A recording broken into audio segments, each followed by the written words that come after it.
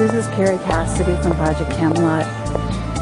This is the place where the UFO Congress is being held this year. And I'm about to go see if there's anything worth filming about this event. And Bob Dean has a group of people behind him, surrounding him, I should say. He's over here holding court. Among the group that greeted the Anunnaki in '54 at Muroc, which is now Edwards Air Force Base, there was an archbishop from Los Angeles by the name of Mike McIntyre. McIntyre had been invited to be present when they landed, to meet them, because I thought, somebody ought to be representing the church here, you know. And they brought old McIntyre over from LA to Muroc. And they were there for 2 days. And these guys scared the shit out of everybody with their technology. And they talked openly. The two hovered over the runway for 2 days.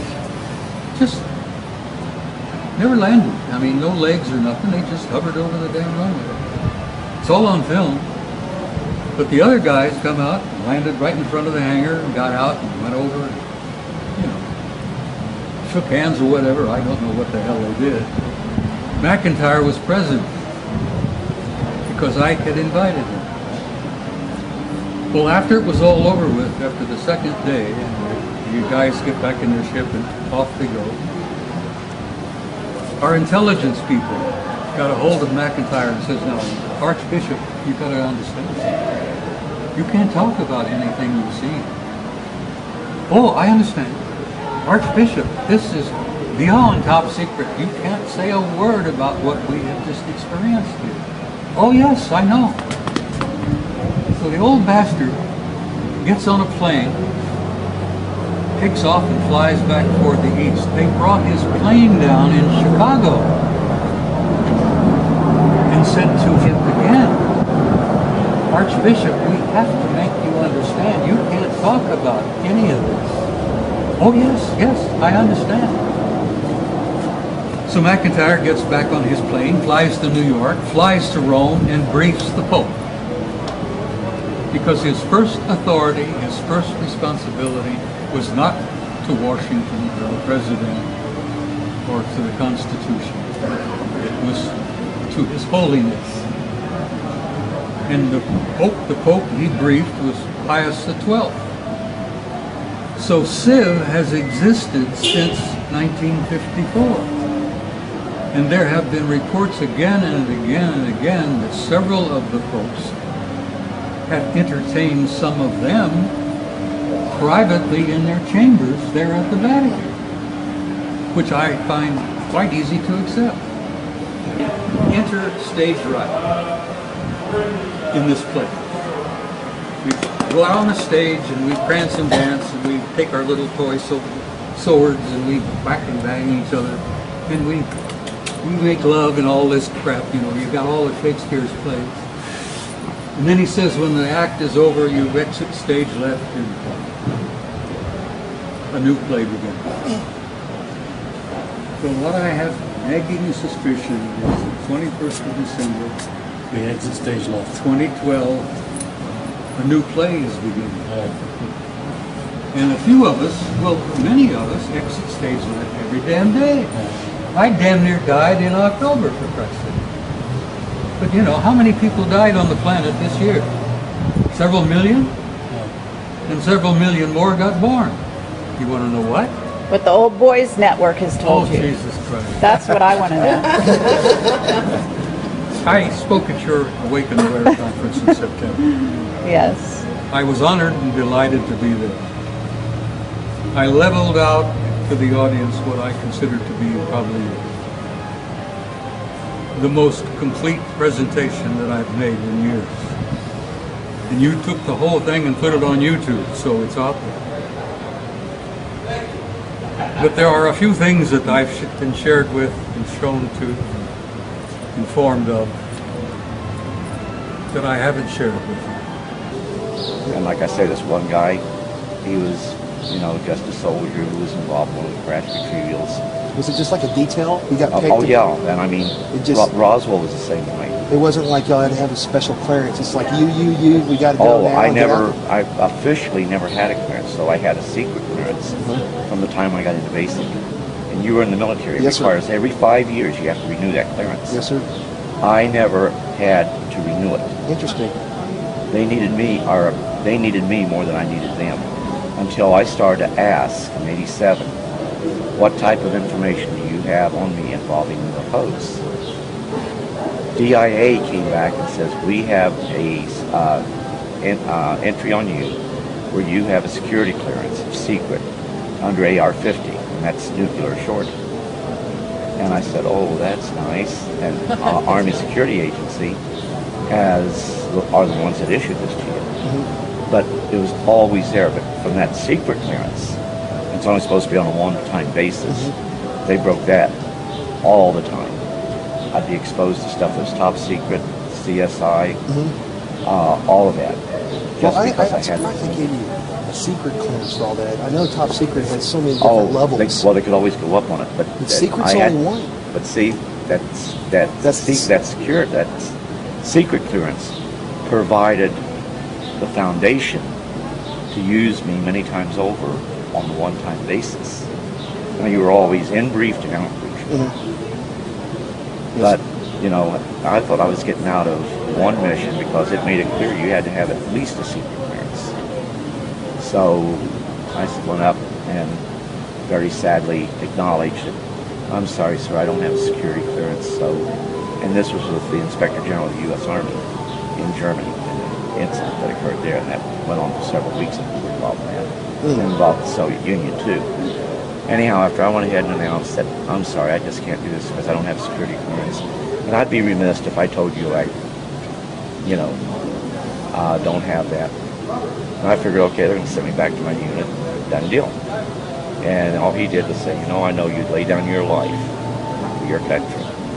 So I don't have any heartburn with you yet. But see, he knew that I wouldn't find out until '87 about that secret clearance. And I wouldn't find out until '87 they needed that secret clearance to add on. Every time I went and tried to get a clearance, because it's crucial for promotion, they'd always go ahead. You had the paperwork already done for you. Well, they would bounce it back down and tell me, don't problem, because see, if I did it, I'd find out I'd have it. And they could never pull it. When I got assigned to naming, they tried to pull it because I didn't need a security clearance there.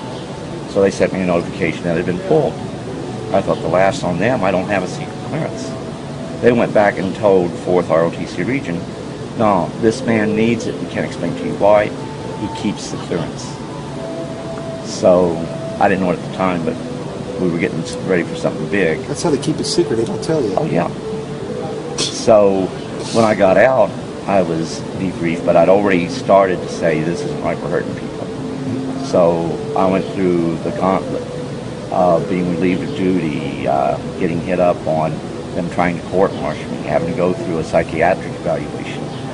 And the bottom line, 3 field grade officers was relieved of duty as a result of that. You being in the military, that doesn't happen. That does never happen, ever. And I got a meritorious service medal out of it. And they did. Oh, man. And I have it with me. If you're here tomorrow, I'll even show it to you. Where the commander's inquiry said the ER was wrong. Talks about the relief of the officers. And they even made it part of my military personnel record because it dealt with UFOs and because I was refusing to follow orders, not to be trying to get information out. They actually pulled that because they were afraid that later on they would find out that, hey, this guy got a relief for cause because it had to do with his interest in UFOs. What is this? So they actually pulled it. They pulled it by fish, and once it goes on the fish, it's not supposed to be pulled. I got a copy of my fish where it's there. The next fish I got, it's no longer there. And I have the letter from Milperson to say that it will be made part of my permanent record. So favoritism does exist. Hey, I've had an Article 15 torn up, and that's illegal. Oh, it's a legal document, I did a lot of that for my troops. And this is her book that she... No, actually, it's Clifford's book, It's, but well, what did you do? Release it? I sponsored it. I did the interviews. Let me tell everybody the truth of it is. And Bob here can better understand it better than probably anybody that's never been in the military. I have difficulty telling my story because I see it in my mind's eye and I relive it each and every time I tell it. Then I get emotional. And I don't like doing that. Days after, I still feel it. So, you know, she knew this is a book that I needed to write. So, very meticulously, she did many interviews. And she, in essence, captured my entire life, my entire involvement with this. So now there's a book out there that I would have never written. And my granddaughter, that's my heart, she thinks it should be getting out there. When we'd talk, she'd even say, "Grandfather, you're holding things back." And I'd always say, "Yeah, honey, I am." But it is a book not so much about me, but it's meant for other people that's been in the military who have been involved in situations where they can't even talk to their family. I've gotten several hundred calls as a result of that book coming out. And actually, one of the most important calls, and there were actually 3, but the most important was a guy that served with me in one of the retrievals.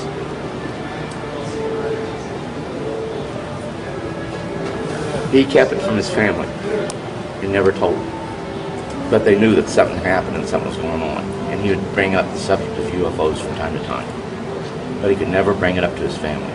He bought the book, he read it, then he called his family together. And while he had his family there, he called me. And he said, "In Georgia, I was with you in one of these incidences."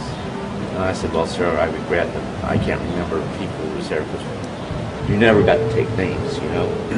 So I told him that there were a lot of people involved, many on one time. He says that was the way it was with him. Then he told me about something I did with a paperclip and a pair of tweezers. And the craft we were in started to rumble, and all of us were afraid, what's going to happen next? And I said, "I don't know." But he was the guy standing next to me, and "What have you done? What's going to happen next?" So the only way he could have known that was to win. So after he told me that, I realized. But he's not the one that wants to go out and talk about UFOs. He doesn't want to be involved with being filmed or anything. He wants, as my granddaughter says, a normal life. And this changes you, and it changed him. But he wasn't realizing he was changed forever by having that one experience. And people who have an event like this, it changes your life forever. But you need to tell your family. But then when you tell your family, it's how do you go ahead, get closure with your family. If this book came coming out, he was able to show that it wasn't something. And I sent him a whole slew of documents showing that we've done other recoveries. So he finally got the family to accept what he was talking about as being a reality. Now whether he convinced them they were of extraterrestrial origin or not, I don't know. But they finally accepted, and he found closure with them. For the first time, it wasn't something that he believed to be true and it just didn't happen. He had closure. And that's what makes it worthwhile. So the book was actually written to help those people who they're not UFO buffs, they don't go to UFO conferences. So the end result is, who do you turn to? There's no one out there for them to turn to. By virtue of him seeing that book, he got closure. We turn to each other sometimes. That's it. Well, when you and I talk, we can talk openly because we've been there, we've done that. We understand where we're coming from. When somebody else is there, it's hard for them to understand. But when it's you and I, it's a brotherhood. It is. Very, very isolated brother. Very, very few in And number. there aren't many of us left. Nope. Not many of us left. I keep saying goodbye to old friends every damn day. Well, you're going to be here for a long. Oh, shut up. As long as you're around, I'll hang around. Okay? You'll be here for some time. Damn, it's good to see you, Cliff. Hi, Terry Cassidy from Project Camelot, and I hope to go down as far down in the rabbit hole as possible at this point. You guys with me? You have to be careful, my dear. You go down the rabbit hole, you might not come out. I understand that. Okay. But being careful is something I kind of threw out there. Yeah, I a know. long time I ago. know. All right? And, Well, let's- and from an old warhorse to another old warhorse, you should know what I'm talking about. I know exactly what you're talking about. Okay. So we're very happy that Bob Dean has survived his ordeal in, what was it, October? October the 1st. Okay. Yeah, after your conference in September in Orange County. 10 days after that, I'm in intensive care, in a coma, in a hospital here in Phoenix, with viral meningitis, of all things. My doctors called my son and my wife and said, look, we don't think he's going to make it. Because of his age, 82, meningitis is pretty well fatal. And they gave the word that they didn't expect me to go home.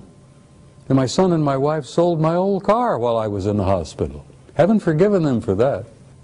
And I died, sweetheart. I literally died. I was out of body. Okay, and I believe you came back for a reason. I went home. I really went home. I've been out of my body several times over the years in the military, in combat. But I went home, and I was glad to be home. And I ran into a couple of dudes on the other side who says, no, you're not staying here. You got to go back. And I says, no, I don't want to go back. I'm finished with that mess down there. I want to stay here. And they said, no, you haven't finished. You got a few things yet to do. So get your buns back there. Next thing I know, I wake up in a bed in a hospital, and they're giving me injections, and they're taking blood, and they're giving me meds, and good Lord, here I am, sweetheart. I'm still here. I'm as ornery as ever. That's right, you are. And I came back for some purpose, and I'm not sure what it is, but I'm here. Okay, and we're going to try to discover that purpose right here and right now. Clifford, you're part of it. You're a contactee, and we did an interview with you years ago, and I've had a lovely conversation that I recorded yesterday between you and Bob. Very brief, but lovely nonetheless. And you are an intuitive, and I can relate to that. And we had a lovely conversation many years ago in Roswell. I remember, ma'am. And it's a delight to have you here. I know you don't come out much Yes, ma'am. anymore, but you're here. And you are as eloquent as ever, I can say. Thank you. And the two of you are, talk about two guys who have very smooth tongues, smooth talkers, both of you. I didn't realize that. Are you a smooth talker? Not that I know of. My wife yells at me a whole lot. I'm not smooth. You are. We're old friends. We go back many, many years. Okay. Cliff and I are among the last of the old boys network, because we had a network of a couple of hundreds, maybe 500 guys over the years, from every rank, from every service. And we had sergeants, we had admirals, we had generals. We've had a Russian cosmonaut who was a member of our old group. But most of them are gone home now. And Cliff and I are among the last of the old boys.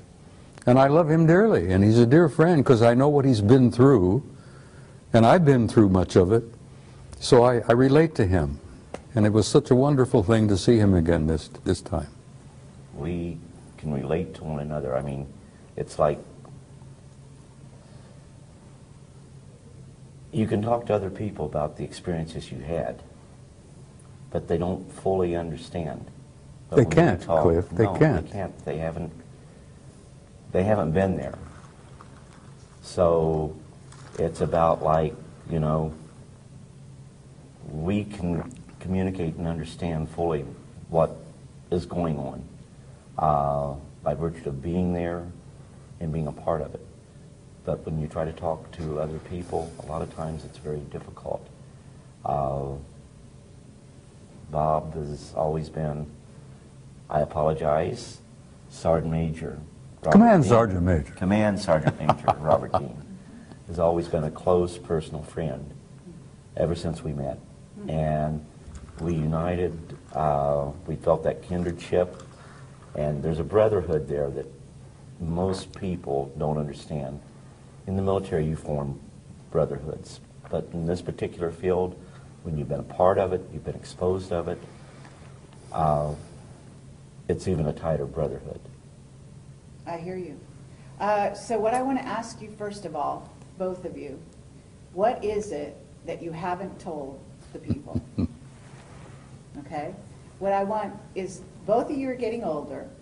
Both of you are one of the, you know, the most, I don't know, the most courageous, the most out there individuals in terms of greeting the public, sharing your story with the public. Both of you have been exceedingly brave in that regard. You've taken a lot of flack over the years for that, and everyone listening to this should respect them for that. But what I'd like to know is, what haven't you told people that you could tell them today? Because, for example, and these are the hard questions, okay? They're not all friendly, all right? What were your dealings with the unfriendly type, and why? You first, Clifford.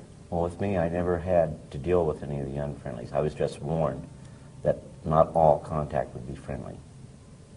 So, you know, you always prepared for that. But every time you went into an event, it was always that, I'm going to use the term fear, but it's not exactly fear. You know, there's that anticipation of what might happen. All kinds of things ran through your head.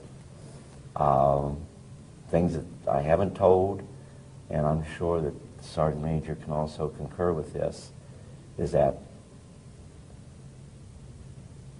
the things that went on you couldn't even tell your family, and you wanted to tell your family. And it created problems within your family, and you couldn't tell anyone. And like I think I told you earlier, when my new book came out, my son, my oldest son, was the first one of the kids to ever do this. That he put it on my Facebook that, I'm proud of you, Dad, for trying to bring forth the truth. Wonderful. They got to see what I was trying to do, to gather the information, because I knew that, no, Roswell wasn't just a lone event. That over the years we had recovered many such objects, debris thereof. Crashes are unique. They don't happen every day. They're very rare. And there's 100 reasons why we have recovered crash UFOs. But I try to bring everything out. I understand. And we shot those UFOs crashed because we shot them down? In some instances, but it's more the Soviet Union and other foreign powers that did it. But if they were foreign powers that were friendly, we would go in and try to recover those. There was, I think, it was in the 1970s. There was a UFO that went down in Sudan. Now this is unique because it wasn't ours, but we wanted to go ahead and recover that object. Well, there was strained relations at that time with all nations in the Middle East, so they did not want us there. However, a group of 13 Soviet personnel, to include scientists, went there to investigate that object that fell. That shows right there that it wasn't ours. We knew it wasn't ours. And the documentation makes it clear. But we couldn't say too much about it because we could not go and look at it. But the Russians did. But I can tell you on many occasions, both the U.S. and Russia would, or should I say, the former Soviet states, we would work together. And we worked with other foreign powers simply because situations like this could lead to misunderstandings that could have triggered possibly a nuclear war. And Sergeant Major Dean probably knows more about that even than what I do, by virtue of the position he had and the documentation he was exposed to. We and the Soviets have been together, closer together than most people realize. We and the Soviets have been working side by side on this particular issue since before the Cold War, for God's sake. Now, the Cold War, as many of you remember, many of you older people will remember, was kind of a construction that was made up by Soviet leadership, American leadership, to convince the world that we were antagonistic toward each other and we were going into a nuclear war. We and the Soviets have been like this from the very beginning of this matter, particularly involving them. Okay. So, and even today now, here we are, we don't have a space program of our own publicly. We're paying the Soviets, what, $500,000 a pop just to get one of our astronauts to the space station, for God's sake. So we and the Russians have been pretty close together for the last 50 years on this alien matter. And why is that? You know? Because we recognized from the very beginning that it was us versus them. And we didn't realize back in the beginning that they were made up of not only malevolent guys out there, and there are some of them out there that don't like us at all. They're not purposely malevolent, they're not hostile, but they don't like the human race, and they don't give a damn whether we survive or not. Thank God we have good friends out there that do care about us, that are related to us, who want to see us survive as a species. What is the threat? In other words, first of all, you know they've done abductions. We know that they allowed them to do abductions. And yes, some of the abductions are positive contactee experiences, et cetera, et cetera. And some of them are painful. And depends who it is. But they also had an agenda. And one of those agendas is to create a hybrid race. They're harvesting us. Humans are already hybrids. We made an agreement with them, 1954. We would allow them to continue to harvest our genetics. And we traded that for technology. We also traded a lot of our gold for that technology. I was telling someone the other day that I'm remote viewing Fort Knox and it's half empty because we've given the Anunnaki enough damn gold that they've given us anti-gravity, they've given us zero-point energy. And we have a separate space program which makes NASA look like a joke. Exactly. So Clifford, you're aware of this. You must be aware of the abductions, the negative side of the abductions as well, right? Well, like, goes back to where not all contact would be friendly. Mm-hmm. And what I would do is point out that it's not necessarily a culture, but it is like a rogue group within that culture. Good example, I've been using this all day, is like, you know, you have the cartel. Well, they're people just like us, they're humans, but yet they're a sliver group. They are, have their own agenda. And that same thing happens within the various cultures. And I agree with Sergeant Major here.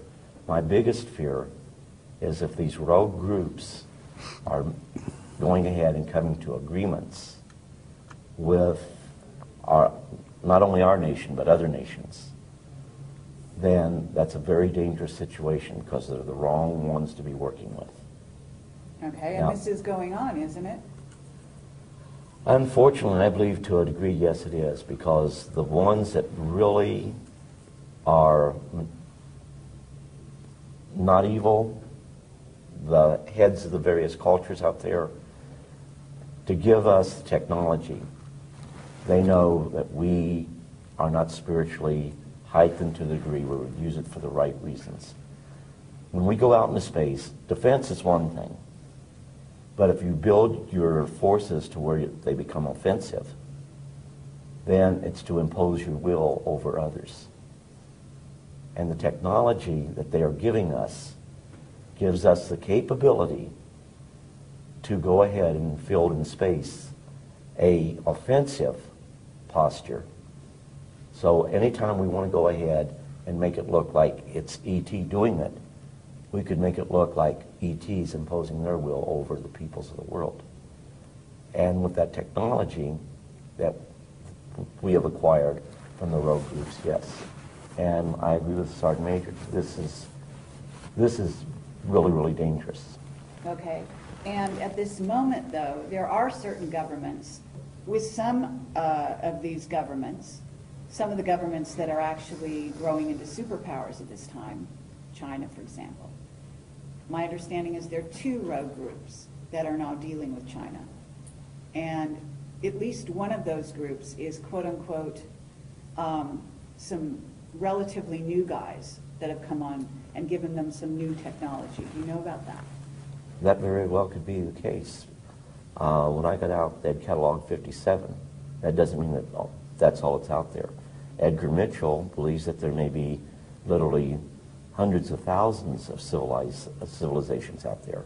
Okay. And what we have right now is the fact that on this planet, which Sergeant Major made a very good point, that there are some that are hostile and look really down on us. When I state that, we have rogue nations. And some of those rogue nations are very much a threat to the tranquility of the world. And if they achieve the technology we don't want them to achieve, then they could very well be the very forces, unknowingly, to start the total annihilation of the earth. There are governments out there that are also being contacted. Just as individuals are being contacted, governments are being contacted, are they not? Yes. Okay, and so this kind of dynamic is, we don't just have a political situation that could become unstable with, say, Iran or North Korea or China or Pakistan, but the idea here being that they may be making agreements with some off-world visitors that the ones we made agreements with, the U.S. that is, don't get along with. And there's also issues within the U.S. itself, within the U.S. military. The Army has got one group that they're talking to. The Air Force is talking to another group, and the Navy is talking to another group. Isn't that right? Yeah, but you only have a small nucleus of people who control all of the information. And it may not be military personnel that is doing this. And it may not be your elected officials. Sure. And that's a scary situation. Okay, and that's also true. We've got a military right now in the U.S. that's very discontent. And Bob, you can speak to this as well. You've got a son who's been working for these people. He must hear all kinds of things. And they're being told to do certain things that they know is not in the best interest necessarily of the United States, for example. Is that right?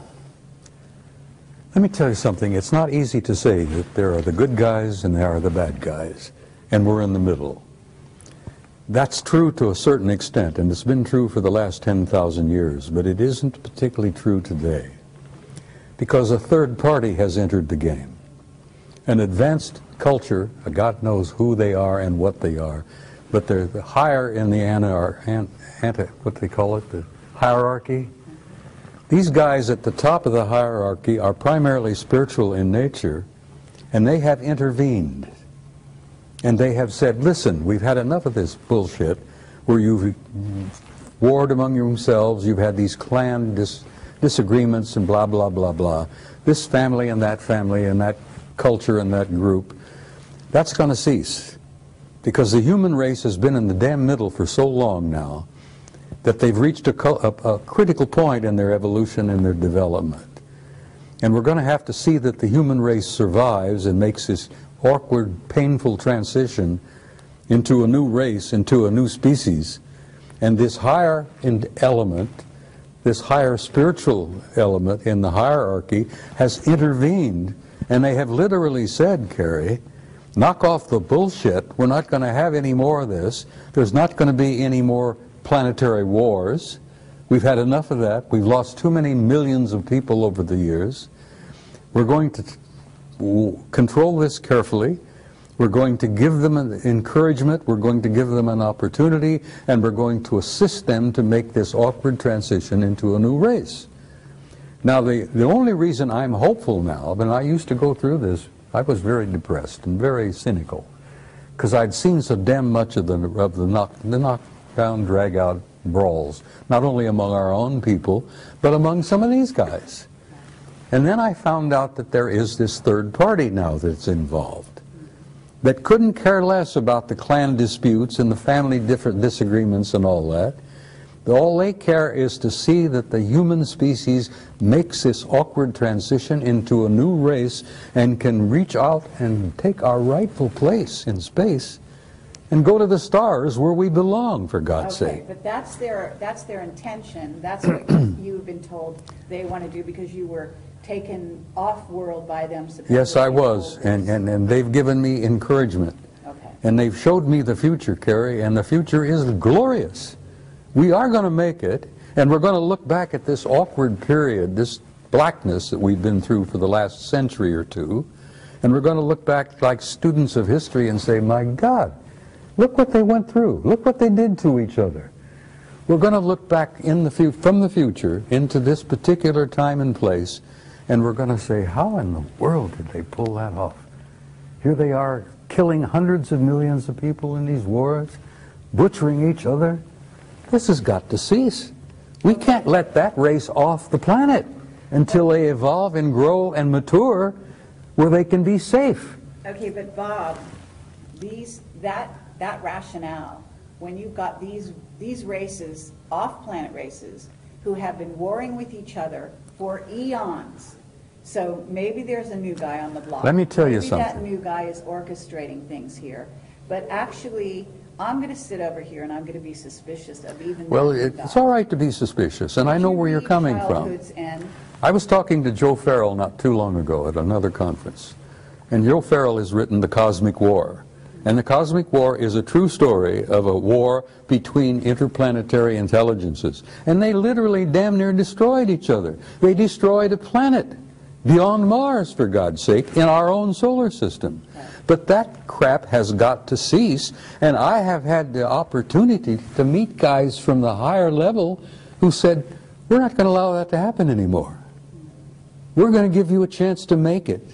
And the only reason I'm hopeful, and I told you this privately earlier, is that I have seen the future, and there is a future for the human race, and it's beautiful.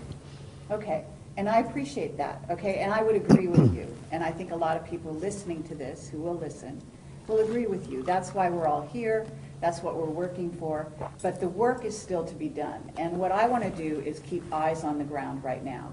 And I want to talk about the idea of what's right before people, because this is 2012. We're going into 2013, and some of these years are very crucial years. Okay, as you say, these are going to kind of be the years in which the transition happens. So it's happening right now. Exactly. So what I want to talk about here is, first of all, yes, you have a lot of bad kids in the class, okay, and those involve the Illuminati, some of whom are basically being run by certainly groups of reptilians, certainly a group of Anunnaki that may not have our best interest in mind. They'd like to clear the planet. They've got big plans, and they've been working on those plans for a very long time. And both of you must have been face to face with that agenda.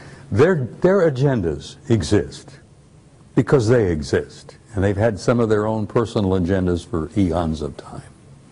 But their plans for our future don't mean diddly squat, because there are these higher developed cultures out there that have now intervened, and they're going to see that the human race is going to be allowed to make it. Okay, and you've said that, and I agree. But the thing is, the idea here is not that somebody come in, organize the schoolyard for us, and then they go off on their own business, and then we're left to deal with it.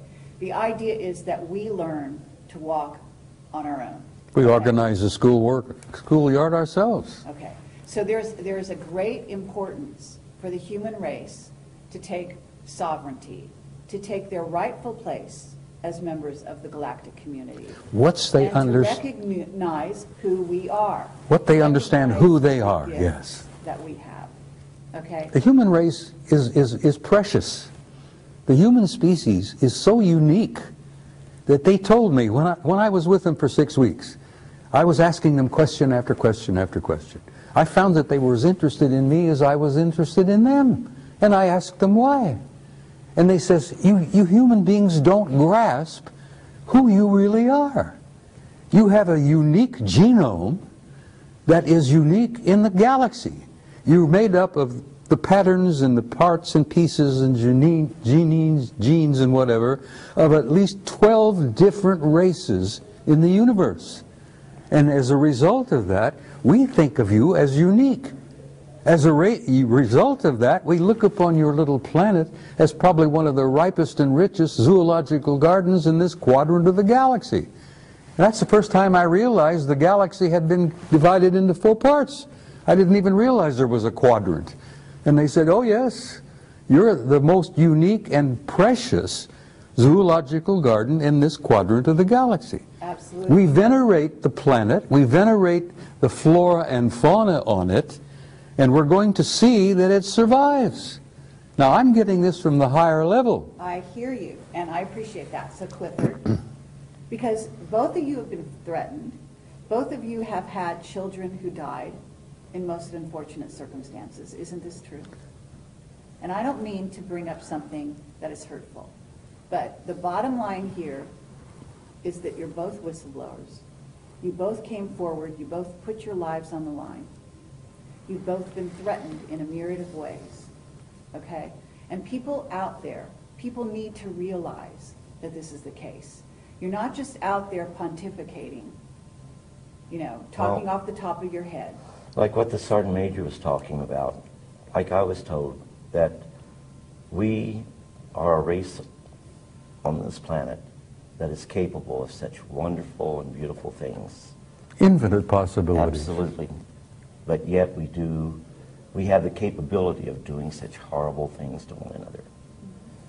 And I think that the Sergeant Major was saying the same as I when, you know, yeah, we have to spiritually grow. If we don't spiritually grow, we're going to fall victim to our technology. They don't want that to happen. Okay. And initially, the initial contact was to ensure it didn't happen accidentally, because they wanted us to know, you know, the other side's not launching against you. We're here. And you will, from time to time, pick us up on your radar. We will, from time to time, appear to be missiles coming in a threatening way. So you must make sure, before you launch your death and destruction, that you really are under attack. But you must not let this happen. And as we grew, actually, to an understanding, MAD was something that they held over our heads, and MAD was mutual assured destruction. You go ahead and put a surprise attack on the U.S., we'll live long enough to kill you. You destroy us, we'll destroy you. Yeah. Absolutely, but we're still dealing with that. In fact, we're dealing with something with Iran right now and Israel, in which we're coming to another one of those situations. And I have a whistleblower right now that I interviewed last night who said that there was a Bay of Pigs situation going on with regard to Iran and Venezuela, with missiles that were supposedly, you know, put into Venezuela by the Iranians, et cetera, et cetera. And they actually said that there were some ETs from off-world that intervened. Now, my understanding is, and people don't realize this, but I also have a whistleblower who used to set up a camera on his deck in LA, and he had it on all the time at night, and he would film the fight, the war going on between us and them. And this was not the Russians, the Chinese, it was off-worlders. I know, Ed, honey. And the guy was killed. I know, Ed. And those weren't wars. Those were operations, those were exercises, but they weren't wars. Well, if there were wars out there, if there were cosmic wars going on around our planet, this planet would be in pretty damn dreadful shape. but it is in dreadful. Well, it's not as dreadful as it could be. Oh, no, that's not true. And, Well- and what do you think the chemtrails are doing? They're covering up, among other things, besides changing the atmosphere to make it better for a hybrid race that the Greys have now created and are going to inhabit this planet on some level. They will never inhabit the planet. The hybrid race will. No, they won't. This planet is going to be preserved, Carrie. They're human. They're half human. Yes, but we are human. This is our planet. And in short, what we do with it, it's up to us. We're the flora on this planet. We're the fauna on this planet. I agree. We're the caretakers. And Sorry, we're should there be a hostile force that was to invade us, we would put up a valiant defense. We couldn't win without outside help. But that outside help would come and help neutralize the threat, then leave as immediately as that outside threat, or that threat was neutralized. I know this to be the case. Yes, in early years, we would go ahead. We would go up and attempt to shoot UFOs down. July 26, 1952, an actual order was given to shoot down UFOs. They revoked it damn quickly, didn't they? By 5:30 that day. You damn right they did. The Soviet Union to this day still directs UFOs, or directs that their pilots will fire upon the UFOs. It's a big, big mistake. Absolutely. And they've lost planes as a result of that. The British did a report in 2000, December 2000, that talked about how little knowledge we had of what the British or what the Russians did as far as the UFOs that were over there. In December of 2000, the British released a report, and of course people say, well, the British went ahead and said there was nothing to UFOs. The report doesn't state that. The report even goes ahead, talks about radar sightings, about aircraft sightings, and even about possibility of some crashes of our aircraft occurring, their aircraft occurring, because of UFO sightings. They know, and they put this right in the report, that the Soviets make attempts to shoot down UFOs and have lost aircraft in the process.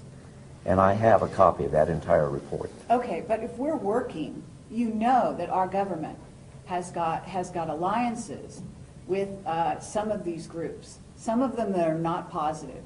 In other words, what's transpiring on the planet right now is not positive, in part because we have a rogue group running the U.S., which is not our government as we knew it at one time. And that's the greed of man.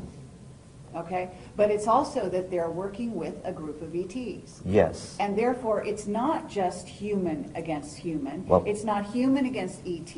It's human and ET against ET. You think the good guys aren't watching over us? I'll tell you this right now. You have people on this planet that aren't what they seem to be. That's right. We call them watchers.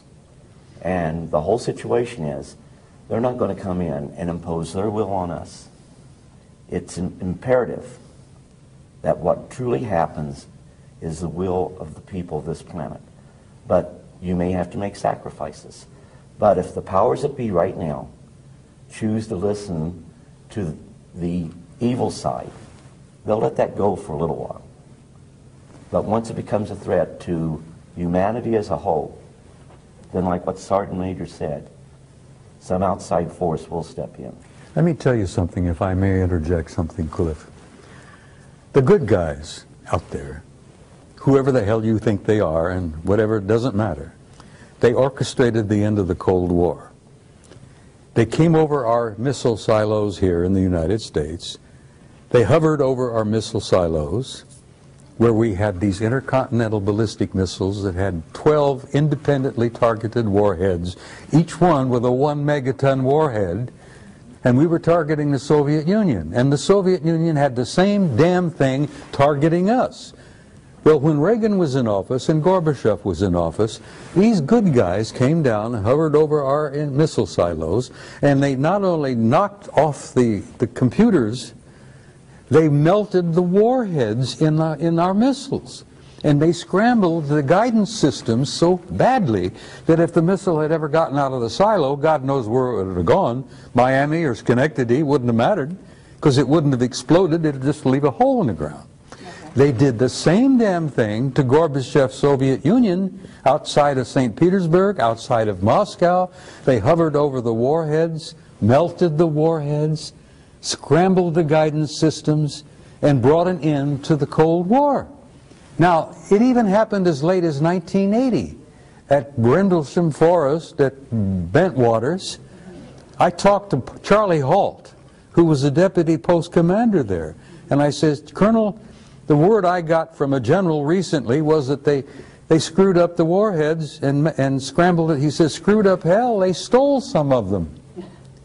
Now, these are the good guys, and the good guys said to Gorbachev and to Reagan and to anyone else who was listening, and believe me, the Chinese were paying attention, they said, you guys are not going to screw up this goddamn planet. You're not going to destroy yourselves, that there will not be a nuclear war. We're going to see that you do not do that. And now these are the guys that are in control. Okay. Now, let me finish. There are alien groups that are pissing and moaning and among themselves and among us and moving things around and causing trouble here and there. But there is that third party beyond them that's in charge. Okay. If they're in charge, they're doing a hell of a bad No, job. well, you tell them about it. I will. And if you want to run into them and meet one of them face to face, as I have, I'm sure I have. you be prepared to give him some guidance on what you think would be the answer. Well, that's what we're doing here, okay? These people from off-planet, we're their progeny. We are their family. That's right. And therefore, we have their genetics. And therefore, like child is father to the man, we have every right to stand up and speak to them and tell them what is right and what is wrong with what is going on here, okay? And that means a lot of the different races. We are related to a lot of races out there, and you know it. I can see this adolescent child standing up and say, look, Pop, I'm going to tell you what I think needs to be done. And father looks down at the brat and says, well, good, tell me what you think. But in the meantime, I'm going to keep your ass out of trouble. I'm going to see that you don't go to jail, and I'm going to not let you blow yourselves up in the meantime. Okay, but we have, let's serious here. We are on the verge of civil war in the United States, and you know it. Both of you. Okay? Our military is extremely discontented. Our government is, well, the secret government is working very hard to funnel most of the money into their black projects. We've got, in essence, a rogue civilization that's going off planet using technology that is wild beyond our wildest dreams. And we are here in what, 2012, and we don't even have cars that fly. We are using old technology. They're demonstrating through NASA. They're taking astronauts off the planet in an unconscionable way, in tin cans that blow up and kill them. I mean, we have a situation here that is actually not in a great state of affairs. And we are on the verge of these games they're playing with chemtrails. They're ruining humans' health across the globe, especially in the United States. We've got underground bases. We've got dulce experimentation on humans that is going through the roof. We've got biological weapons labs across the nation. We've contaminated the planet with radiation from Fukushima, now in north of Chicago, and here in San Onofre. We've got another plant, some of which is being triggered by the powers that be. So they are playing games, and they're not just fun and games. They are very serious games. They are messing with us in a serious way. They can go ahead and play those games, but the situation is we, an unknowing, unsuspecting public, let it happen. In short, I'm a retired service member. I love this country dearly. If anybody threatened this country, I would lay down my life for our way of life. Out of all the countries in the world, this country right here has the greatest form of government. But what makes it great is the people. And we can talk about the evils of the government and the evils of the industrial complex. But ultimately, we, the people, have the most powerful weapon in the world. This is what it is. And when it comes time to vote, you vote. When you think that there are things that are wrong, you correspond with members of your government. Now, they may not, in the case of UFOs, you better believe I do a lot of writing to a lot of senators and a lot of governmental agencies. And I'm quite sure they hate that. But as I told a major once, when he asked me, what difference does it make to you if the Pentagon has 50 flying saucers?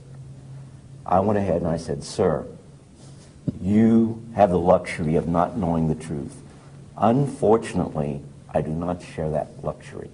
Now, experiences such as the Sergeant Major's and mine, we may have different experiences. But when you put them all together, they paint a picture. And the situation is, why are we talking? I guarantee you the Sergeant Major loves this country just as much as I do.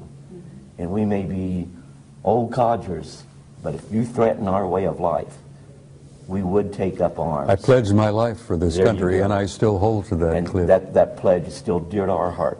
Okay, but you do understand you have Oh, a yes. government Oh, that yes. is ready to put people like you guys and me and probably a few other people in this room in jail for talking about the truth. Because they want to keep secrets and they want to continue with their way, which has become basically a rogue society, okay, behind our backs. Now, Bob Dean, I don't know. I know Bob knows the old boy's secrets. Okay, I know he was let in quite a while ago. Were you let in? They don't want me in. Okay. Let me put it to you this way. Why not? They don't want me in because the whole situation is, I don't like what's going on, and I wouldn't cooperate. Well, when I first got started in being an interfacer, okay, fine, I went along with it. When I saw we were hurting people, I drew the line in the sand there. That we did not have the right to go ahead and drive people to the edge where they committed suicide, where they lost their families, they lost their job. They would have to go through ridicule because of things that happened to them. When they're involved in something, we give a prosaic explanation knowing that is not the right answer. And I said, no, this isn't right. I have a moral obligation to go ahead, throw myself on my own sword, no matter what people thought of me, no matter if they thought I was crazy, thought I was lying, didn't make any difference. What was important was to go ahead, come out and say, here's what really is going on. Now, why is that important? Because it goes ahead, hopefully, and I had one experience with that since my new book got out, and gives people the courage to say, this is what happened, at least to their families. And they owe that to their families. At some point, they will go ahead and start thinking, we need to come out and talk too. Mm-hmm. That's right. And, you know, it's got to start somewhere. Okay. So they didn't let you in their old boys network, and yet you were an intuitive. You must have had intuitive knowledge. You were used to contact, to deal with any survivors, isn't that right, in the craft? And so you have a unique ability. So with that same ability, you have the ability to see beyond the facade with the old boys. So although you weren't let in the way he was let in, you still know what he knows. Isn't that right? I'd agree. Okay. Bob, they let you in. Why I've been did on they the let you inside for many, many years, honey. And I've been a maverick. in? Yes. I started off Thank God. quietly, keeping my mouth shut. I got along just fine. Then I became pissed off. I got angry. Has nothing to do with courage. It's anger. I got angry as hell, and I'm a command sergeant major retired, and you don't piss me off and push me too far, because then I start pushing back. So I ended up becoming a threat. Then I became a nuisance. And I've learned since that I am now an asset. But The that's- reason I'm alive. You played their game to some degree. Well, I played it along to a certain point, and then I reached the same point that Cliff reached. I said, I'm not going any further with this. I saw too many lives ruined. I saw careers ruined, families destroyed, people committing suicide. I saw things, honey, that would curl your hair. And I said, I've had enough of this shit. I'm going to tell the goddamn truth, whether they like it or not. And that's when they threatened my ass. They tried to take my pension away. They harassed me with black helicopters and black SUVs, phone calls at 3 in the morning. I went through the whole 9 yards until I fought back. I says, I'm carrying a gun, I'm a marksman, don't push me too far, I'm going to start shooting people. And you realize they walked away and backed away from me and left me alone? And here I am, 2012, 83 years old, ornery as ever, and I'm speaking to you with honesty and from my heart. Okay, but you have friends in high places. Yes, I do. A few of them are still around. Most of them are dead. Clifford does as well, and I know I do. Look, I've known some of the guys in MJ-12, honey, personally. I'm sure you And have. most of them are dead now. I don't know who the new crowd is because I've been out of touch for quite a while. Okay. But they still exist, and they're there. You call them the black government, you call them the secret government, doesn't matter what you call them, they're there. But they're still messing with people. Oh, they're messing with people. Look, you got the Trilateral Commission, you got the Council of Foreign Relations, you got the Bilderbergers, you got all those guys. You call them the Illuminati. That doesn't matter, doesn't mean shit, you know. You call them anything you want, but they exist. But there are powers beyond them. Great. And they don't like that. I understand. And they don't yet have come to terms with the fact that they can push the human race, the American people, whoever, just so far, and that third party is going to intervene in a big way. Okay, but what we do is equally as important as that. Of course it is. Okay? What the people out there listening to this, and the reason we're having this conversation is to reach those people, okay?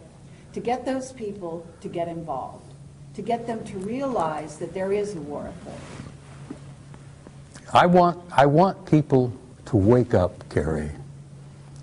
I don't speak publicly anymore. I don't travel well anymore. I'm getting old and I'm getting tired. And my patience has been stretched to its limits. And I don't have a lot of patience anymore. And like my dear friend Robert there, I get to a point where, God damn it, I'm going to stand up and raise holy hell. I'm going to be a command sergeant major again.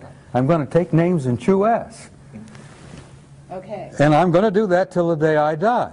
I hope so. And I damn near died in October. But I have good friends in high places, no pun intended, who brought me back and told me that I had to come back because I wasn't finished yet. And part of what I had to do when I came back is sit with you in an interview and tell you from my heart what I've seen, what I've learned, and what I leave with the people on your film is I want to leave them with hope. I understand. With all the darkness and all the blackness and all that bullshit that exists out there, there is hope. Absolutely. There is a future for your kids and your grandkids and your great-grandchildren, and this human race is going to make this transition, and we're going to survive this transcendent transformation into a new species. And we're going to the stars, Carrie, where we belong. We're going out there to take our natural place in that infinite community of life. Absolutely. And that's the only thing that makes me feel that life is worthwhile. Because I know, having seen their future, and they have shown it to me, that it is glorious. And I wouldn't be sitting here talking to you unless I believed that in the depth of my heart. And I want to leave that with your viewers. You've done so. That there is a future, and it's glorious, and there is going to be a tomorrow. And dispense with this bullshit about doomsday, because every time some poor human being on this planet dies, it's doomsday for him. But that's not the end of life. That is true, but we need to handle a situation that's going on the planet right now that requires human beings to not just We have to wake up, participate in it. We have to but they participate have in to- our They salvation. have to participate through consciousness. Yes. Okay? And they have the ability, because we are, again, their progeny. We have those powers. We can fly. We can do anything we want to do. We can create reality. We can destroy reality. Honey, the human spirit is infinite. We have power we haven't even dreamed of yet. That's right. And once we realize who we are and what we are, and we start expressing that power, there's no end. We can change anything. Okay, so what we want people to do is we want to educate them, we want to wake them up, and we want to give them the tools by which to change their reality. And that's what you're doing with these films. That's exactly right. Now, Clifford. Well, I'll back up the Sergeant Major in that we got enough going on out there that's talking about, you know, UFOs are here, they're hostile, we're on the end of their food chain, they're going to take us over, there's nothing we can do about it, but we thought you should know. If that was my message, I'd say nothing. But like the Sergeant Major, I want my message to be a message of hope and for us to look and build towards a brighter future. And by us spiritually growing, we head in that direction. But it's going to take time. We're not going to go away. We're going to be here. We are going to achieve interstellar travel where we visit other star systems. But in order to do that, we must first grow spiritually. Right now, the situation is we're a world in quarantine. And do we have the technology to be out? Oh, we sure do. I can show you the NASA plans for setting up permanent bases on the moon, on Mars. The technology is there right now. 2007, they planned to go back to Mars. Did they? Or did they not? Something going on we don't know about? Yeah, probably there is. But we are still a world in quarantine. Okay, well, I don't agree that we're in quarantine. I actually think we have been invaded every way since Sunday by various races. In other words, the quarantine is off. The gloves are off, and that's part of the transition. In other words, you don't go to the big leagues without starting to get into the sort of understanding that there are positive and negative beings out there and diving into the water and learning how to swim on your own. So this is the challenge, and this is where you guys can bring your wisdom, your worldly knowledge to the people, and that's what we're doing here. Now I have a question for you, Bob Dean. You've always said that the Anunnaki walked the halls of the Pentagon, and I have been told to ask you this. What are they doing there? Well, which Anunnaki are you talking about? Good answer. Yeah, you understand when I use that term, I use it in a generic sense. Those who came down from above, those who from heaven to earth came. Whatever. Well, there are all kinds of Anunnaki out there. Okay, but the ones walking the halls of the Pentagon are the ones I'm interested in. Most of them are good guys. And have you met them? I've met some of them face to face. I'm talking about in the Pentagon. Some of them wearing uniforms. Okay. Yes. Some of them looking with 3 stars on their collars. Fine. Admirals, vice admirals, Anunnaki. Right. So help me God. I believe you. Well, they're in our midst, and they're basically good guys. Because they understand that there is an authority above them that is going to see that this race survives and that this race makes its transition into a transcendent new species. Okay, then what's going on right now with our financial situation? Oh, that's bullshit, honey. Pardon me, but it's bullshit. They've been playing these games with money for the last 1,000 years. My old organization, the Templars, established the banking system, for Christ's sake, in the 11th century. Okay, but there's also an issue with gold, and there is something going down in America that is weakening. Let me tell you something about gold. Fort Knox is half empty. It's 3 of the big underground repositories are empty. Okay, but there's tons of gold in the Philippines, supposedly. Oh, there's gold everywhere, but we've been trading gold to the Anunnaki. And you know that the gold isn't really about money. No, it's not about money, it's about power.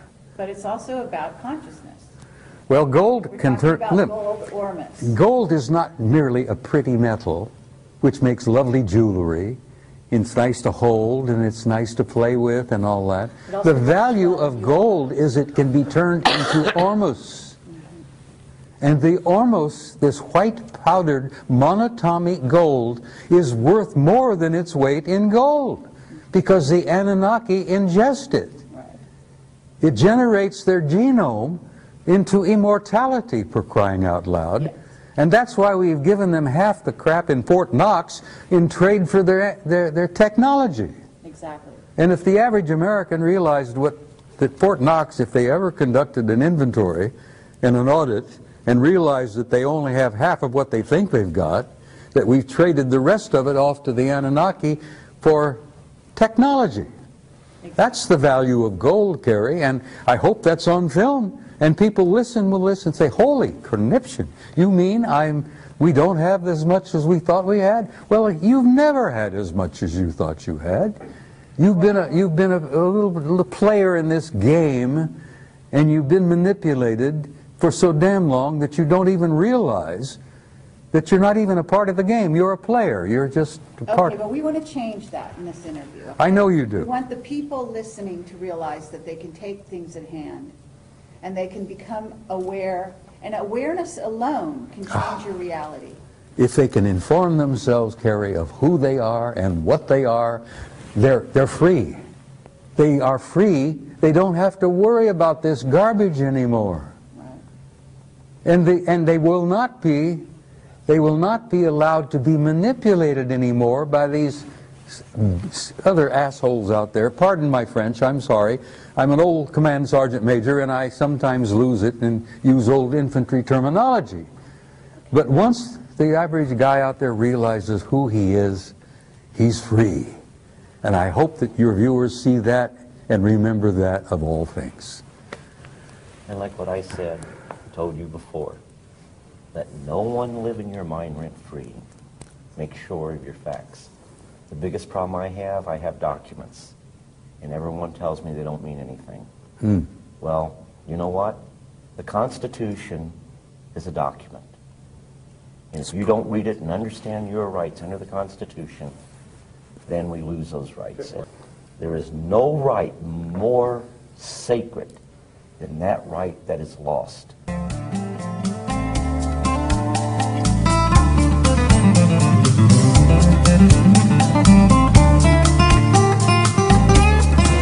Stories about those actual missions that actually exist, in which we do, in fact, recover a UFO crash of a whole craft is very, very rare, very rare.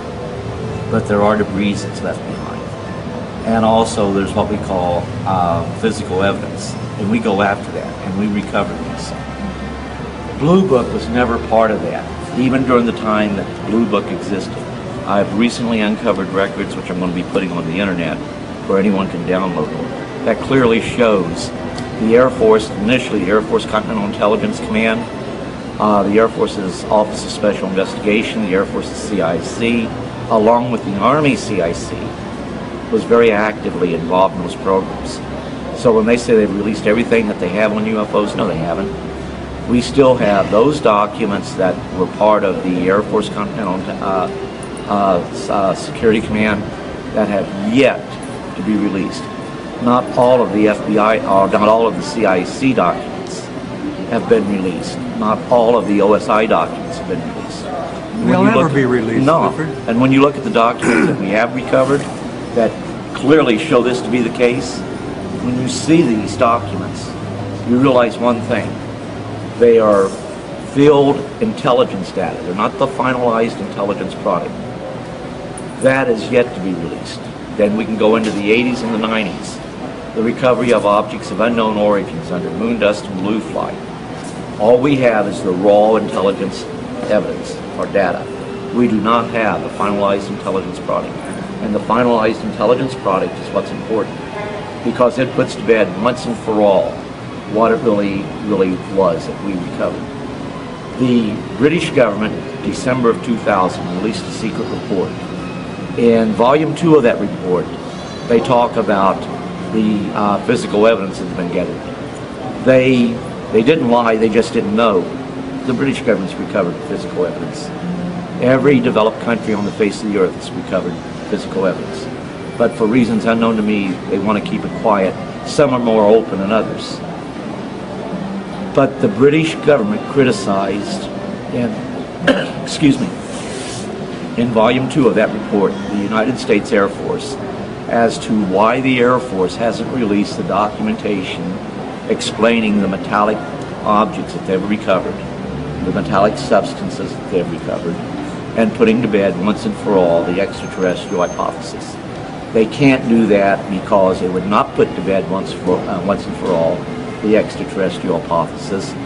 Many of those finalized intelligence products makes it clear that, in fact, what we'd recovered were objects that did not originate on the face of this planet, and that we, the governments of the world, many of the governments of the world, out of necessity, have had open contact with our visitors for many years. One of the biggest secrets, Cliff, and you know this, is that so much of the hardware that we recovered was not just UFOs. Some of the ships we recovered were time ships.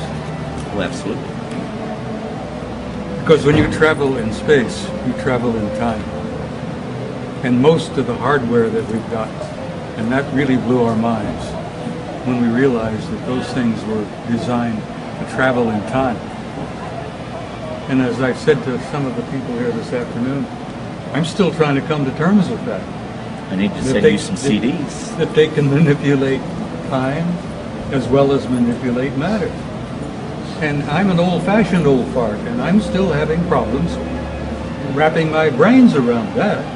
But Bob, you know why that is? The technology is so far advanced that we Cliff, see it as it's a magic. million years ahead of it. And then some. NASA will tell you in their advanced, I don't know how many of you people are aware of it, but in 1995, NASA said we're never going to get to other solar systems by using conventional rockets. So they asked for scientists to think out of the box. And many of the scientists started to think about exotic propulsion systems, antimatter drive, teleportation, traversable wormholes, and I assure you I have the documentation. If any of you are in Roswell, my door's not closed to anybody. You can come over there and I'll even be happy to make on a CD copies of those reports if they have. And now all of that, to some people, is commonplace. Mm-hmm. And if you have, we've known for a long time, if you have an interstellar conveyance, which is a spacecraft capable of flying from the Earth to another solar system in a reasonable amount of time, you actually have a time machine. Case in point. I won't go into detail how I know this, but you have a planet that is 100 light years from planet Earth. They decide to visit planet Earth. It'd take light 100 light years, or 100 light years to reach us from that The speed star. of light takes 100 years. So the whole situation is they can do it in real time in an hour and 40 minutes. That's traversing what we call space-time. So when they get here, they're seeing the light from their planet 100 light years prior. But you can also travel in and out of different space-time continuums, for lack of a better term. And you can actually view things that have happened in the past. And a lot of times, you may even experience this. Like, you can't shake the feeling you're by yourself, yet there's someone else there. There's someone watching you. That could very well be a person that's from the future observing you in the present. So the time travel, the one thing there's a natural barrier. It's going to keep us from getting that stuff. So we develop a time machine before they do. You mess up the entire space-time continuum if that was to happen. So God in His infinite wisdom ensured that would not happen. However, that doesn't stop you from going back and observing. But there's also a great desire not to do anything to change the future. You only can change the future in the present. If you change the future, you create a whole new universe. Another timeline. Mm-hmm. But that's what they're working on, aren't they? They're working on that's very dangerous. I'm borrowing liberally from Randy Rooney, who that was one of his favorite sayings. That society is willing to believe the facts when they are presented with the facts, but only if the facts already agree with what they believe. So, and it holds very true in the UFO field. Okay, so you've seen ships from the future. What do the ships look like? You asking me or Clifford? Both of you. There are If you're- many, Bob, many, if you're prepared many, to many tell the kinds truth about this, like, I'm listening. we have many types of aircraft, and we have many societies that are visiting us. And you can't think of it as being aerodynamic aircraft frame. The circular, the common circular saucer shape, they have that. They have the blade shape. They even have the cube shape. They have the spherical shape. They have mothers out there 5 miles long. Yep. Oh, yeah. What about the plasma ships, though? The plasma ships can take it in any form they wish. Right. In any Because- time they wish. Yep. That's what's so difficult for many of our scientists to come to terms with. We're not talking about distances. We're talking about time. And when these guys come here, they're coming into their past to visit us. Because some of them are a million years ahead of us. But you want to be careful about that, because when you imagine going back in your past and, oh no, my grandparents or my ancestors did this, how do I cover this up? Yeah, I come from a family of racists. And that's not easy for me to come to terms with. My old man, my father was a racist. But I had to pay $500 to have a Catholic church look up my lineage. I had to pay him $1,500 to keep quiet about it. Kidding. Well, Wait, Check to the Vatican, did you? absolutely. Oh, Jesus. I guess they'll figure it balanced about next week. You'd have 2 teams that show up. You'd have 18 B teams. First ones there, if there were any injured entities, you had to give them first aid. Our first aid could actually kill them. So it was imperative that we knew which species we were dealing with and what was the appropriate first aid. So that became crucial. Now, I wasn't even supposed to see that book. But a lot of the people that made up the team that would show up all the time, the medical staff, the key people, I refused to go to school. And later on I found out that would have been, actually in the Army, we called it gondola wish. That was the Army Security Agency remote viewing program. But at the same time, the intent of doing remote viewing, they hoped to go ahead and get a remote viewer down to at least core level where they could be utilized in the field, maybe further. Based on the experiences that I've had, I believe that I was meant to be in core level. Because while I was in Germany, I was at V Corps level. You're familiar with that. And even though I was in the 3rd Armored Division by being under Hanau Military Community, that was part of 3rd Armored Division. We were part of 3rd Armored Division. That made me a valuable asset to V Corps. Only I didn't know that's what I was doing. When this book came out, I actually got a call from a guy who was involved with the United Kingdom program, who told me, you know, you should look at some of those files on Stargate. And I said, I would, only the CIA says that they have already turned them over to the National Archives. The National Archives wants a couple thousand before they'll even start a search for those records. So there is a site called remoteviewed.com that has some of the CIA documents going with remote viewing there. but is stuff redacted out of it? You know, those black lines, they're always... There's some, you're always going to have that. Some of that is really necessary to protect legitimate national security concerns. Such as? Really, let's get down to it. What is a national security concern with regard to ET? Okay, for example, well, not with ET. Only about 5% of that needs to be. We were always told not all contact is going to be of a friendly nature. Now, I never had anything happen that was really, really bad. Actually, this eye right here, for their interaction, I still have this eye. And you'll read about that in the book. But I almost lost that eye in Vietnam.